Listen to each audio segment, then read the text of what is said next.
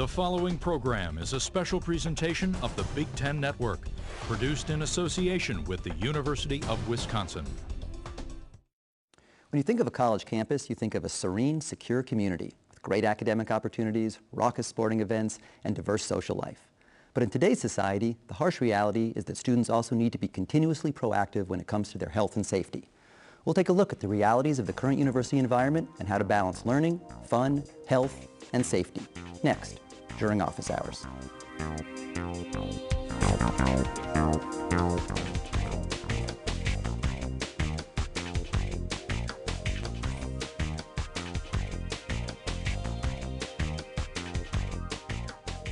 I'm Ken Goldstein, Professor of Political Science at the University of Wisconsin-Madison.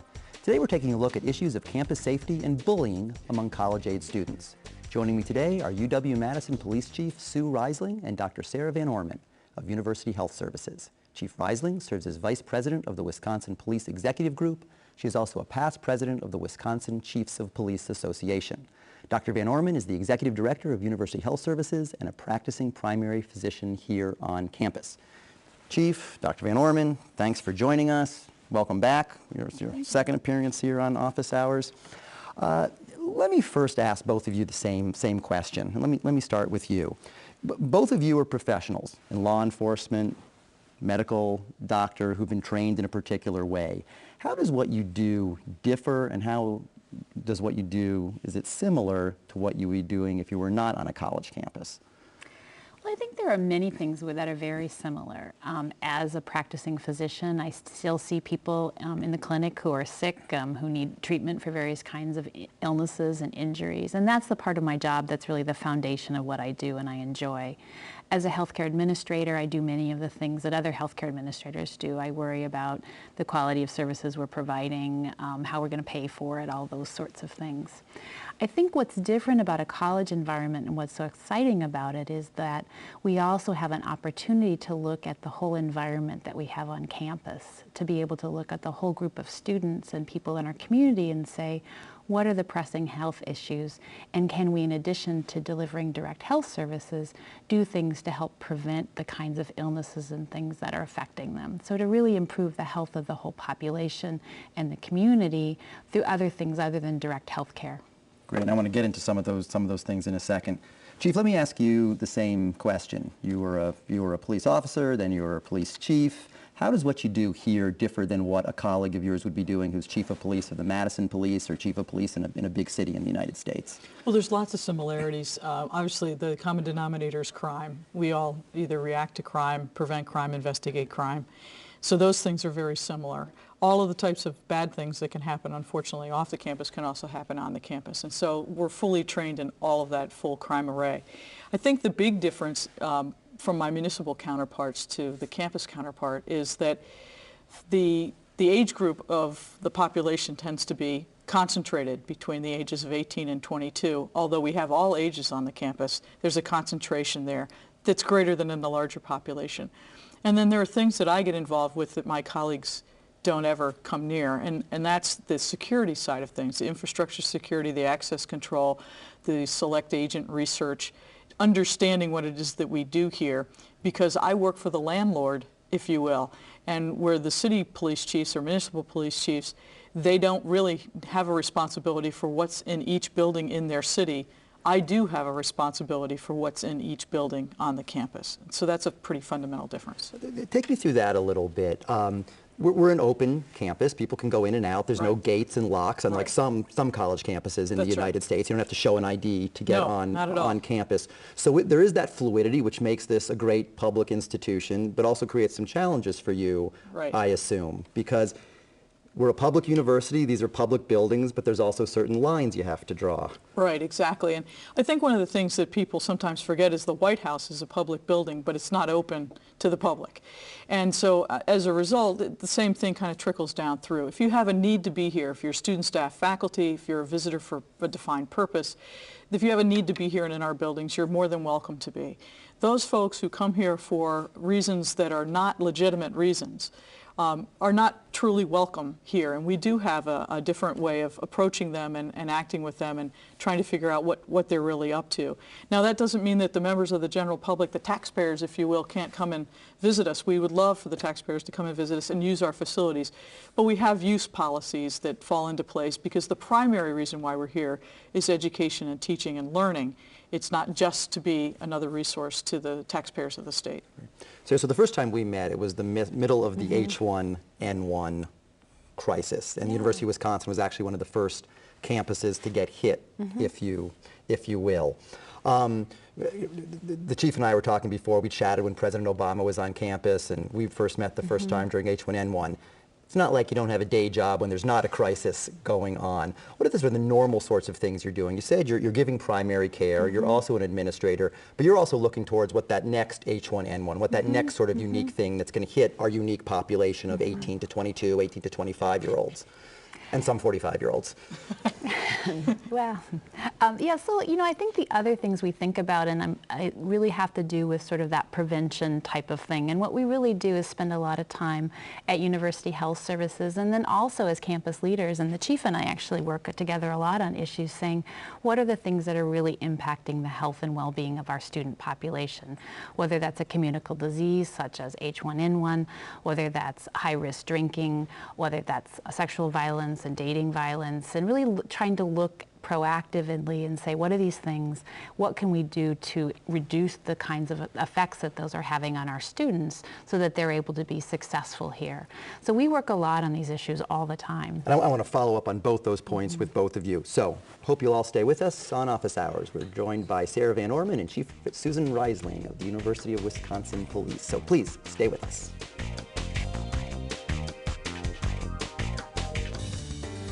This program is a production of the University of Wisconsin-Madison. If you have comments about this broadcast, please email them to programming@uc.wisc.edu. Where others saw lumber, we recognized a treasure. Where others saw the night, we chose the stars. Where others saw pieces, we unlocked the puzzle that could mean the end of paralysis and cancer. Since 1848, thinkers and achievers at Wisconsin have fearlessly sought ideas that transform the world. Keep on, Wisconsin. Keep on.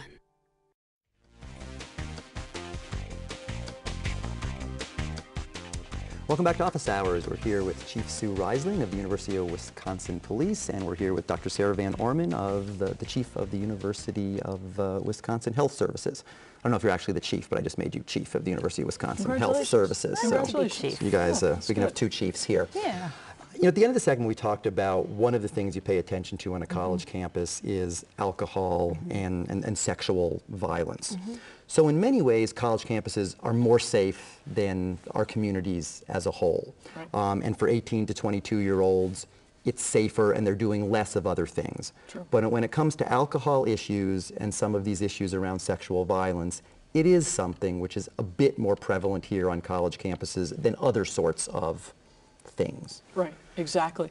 And what we find at Madison that's troubling is obviously every university, every college in the country has alcohol issues. If they don't, then they're just in denial. We know that we have a population that drinks. What we worry about are those that drink to the point of incapacitation. So intoxication is one thing, but incapacitation is really another.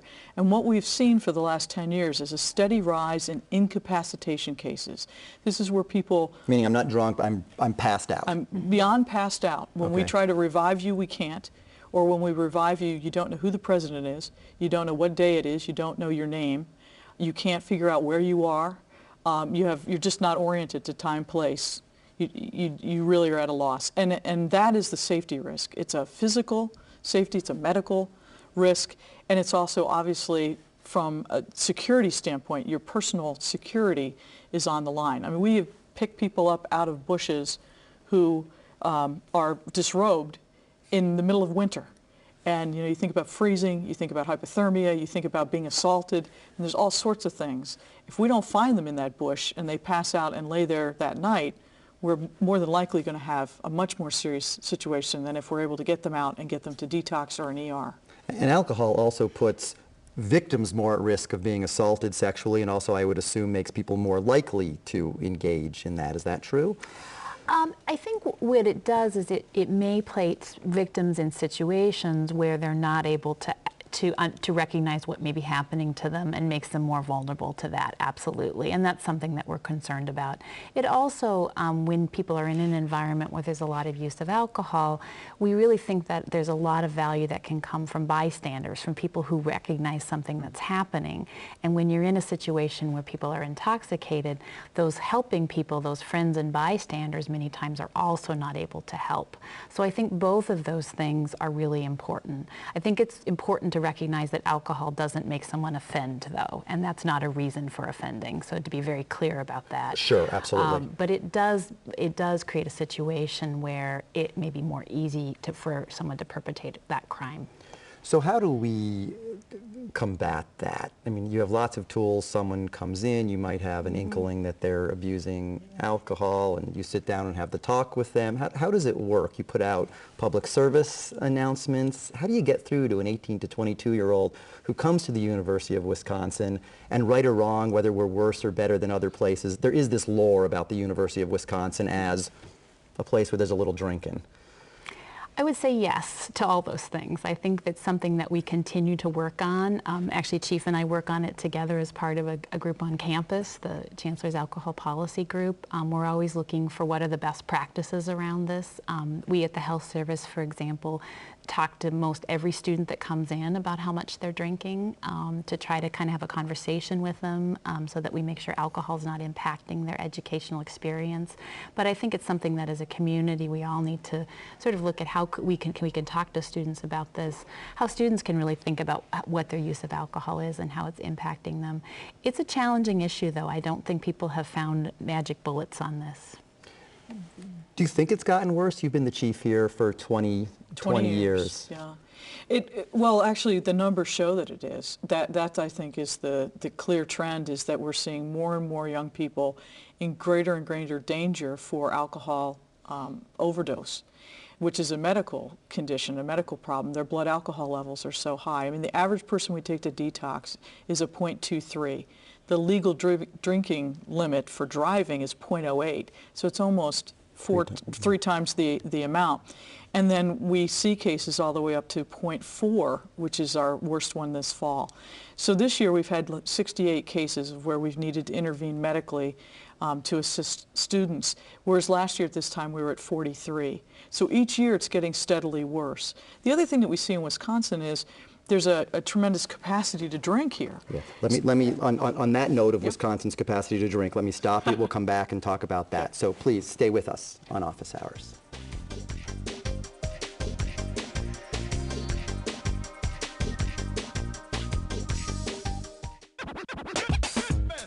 Great People is our campaign for need-based scholarship aid. It's the key to the long-term well-being of the university as a whole. In 1970, tuition cost about $500. Today, it's about $9,000. We don't want UW-Madison to be a university that is deemed to be out of reach. The Great People Scholarship gives students a chance to succeed in life. Support the Great People Scholarship. Visit uwgreatpeople.org.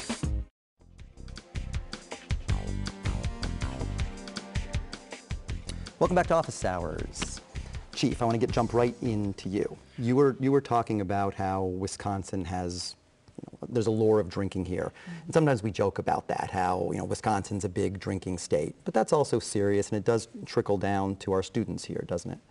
Well, and some people criticize and say, well, you must take too many people to detox that really don't need to go to detox. So we started a couple years ago to monitor the students that are at 0.16 or greater that are not detoxed. And those numbers have just escalated in the last decade as well. So what we're seeing is the more extreme form of drinking. Not necessarily that there's more drinking, but when they sit down to do it, they do it to get drunk. And that's the dangerous part, is they front load so quickly that their body doesn't catch up before all the alcohol hits and then starts to tell them and send them the warning signals that they're in trouble. you had one more thought to share on this. Yeah, just to follow up on some of the consequences of drinking we don't think about as much. I think what Chief Riseling's mentioning about kind of alcohol poisoning is a very important safety issue, but I think it's also important to recognize the other impacts alcohol has. On our surveys, up to a third of students on our campus indicate that alcohol has had a negative academic impact on them. So they report they've missed class, they've not been able to complete an assignment, they've done poorly in a class directly because of the effects of alcohol. So that's a very large portion of our student body for whom alcohol has sort of stopped them from doing what they're here to do. So I think that's also something really important to understand. Sure.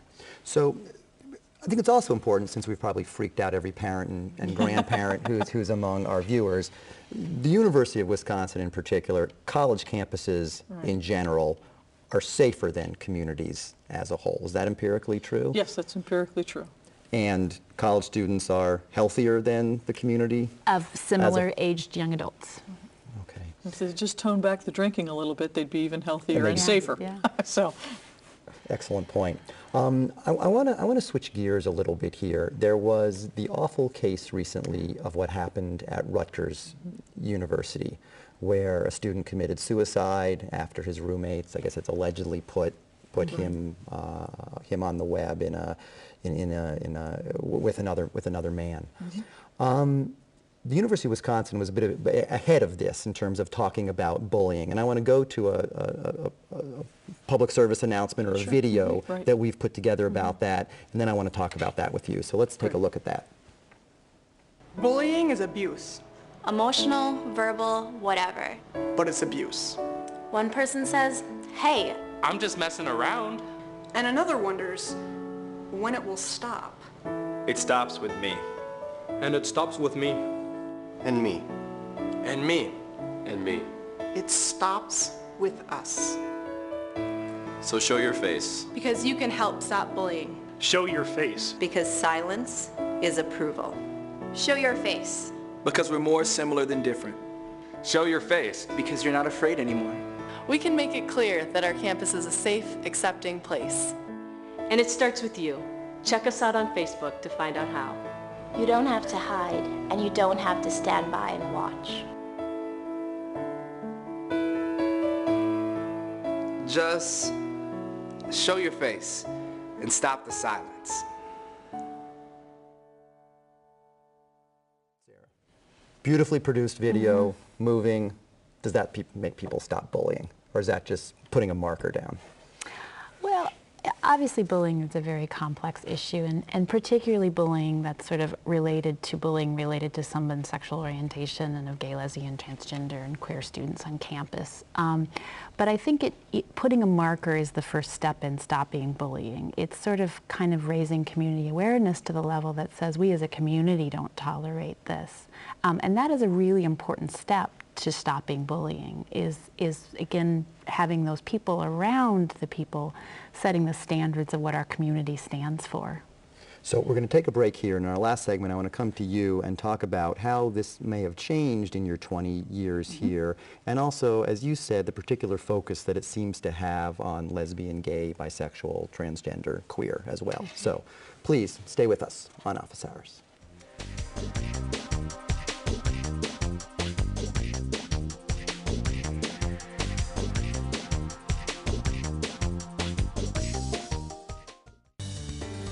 This program is a production of the University of Wisconsin-Madison.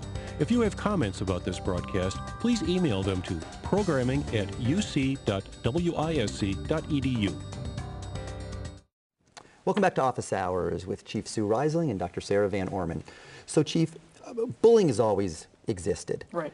How has it changed during your experience in general in your 20 years here at the University of Wisconsin-Madison, if it has? Well, bullying used to take, the kind of traditional forms. Now what's happening is it takes all of the forms and just gets morphed on technology.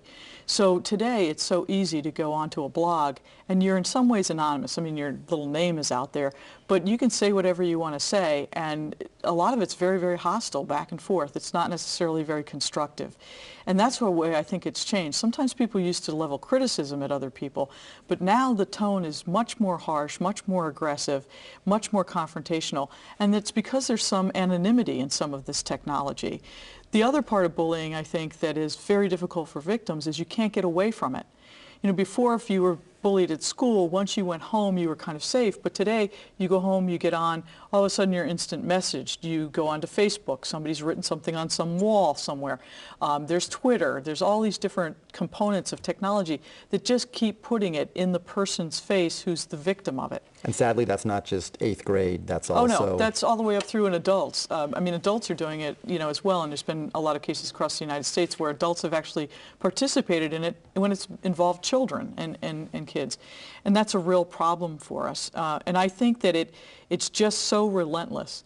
And for whatever reason in our country, we seem to have gotten a bit past being able to bully people on their race. And we've been able to get a bit past bullying people of their gender and their age. But we are dead center right now in a bullying campaign for people's sexual orientation. And that seems to have a lot of legs in this country. And it's a push, it's an ebb and a flow of civil rights. It's the same type of ebb and flow we've been through when it was in the 60s and the voting rights. It's the same for the Equal Rights Amendment. There's an ebb and a flow to this. And right now, we're seeing that on a national level and in a national debate. And the debate on a national level is not courteous. It is not in any way constructive. It's very toxic. It's not being very constructive. That seeps in to people's ways of approaching other people, especially if they can do it where they don't have to show your face. So Dr. Van Orman, Sarah, that bad perfect storm of bullying and technology, and then you add the sexual element or sexual practice element, that's a bad brew, right? Talk to me a little bit about that and why that's especially challenging. Well, I think it's especially challenging because for many teens and young adults, online social media communities are where they form communities. There's really a lot of positive aspects for it. It's a place where people can go on and try out identities, to share their identities, to talk about kinds of things they're exploring. So there's all those really positive sides to it. Unfortunately, what it does is that when a bullying situation arises, or when one of these situations arises, it also really leaves that student very vulnerable and not really to have that place, to have that community. So I think there's this tension between young adults really engage with social media, communicating in that way, forming community there, being very open, and then when something like this happens, it can be very devastating. Great. So, Chief, Dr. Van Orman, thanks for joining us. This is a safe, fun, terrific place, and we thank you for making it safe, fun, and terrific, and hope parents aren't freaking out with this discussion, also understand reality along with the good, and there's lots of resources out there for both students and parents in both of your offices. So, thanks to all of you for joining us today. Don't forget, Office Hours is on the web via our university website, Facebook, or even Twitter. Take a look and let us know your thoughts. From the University of Wisconsin-Madison, this has been Office Hours. Thanks for stopping by.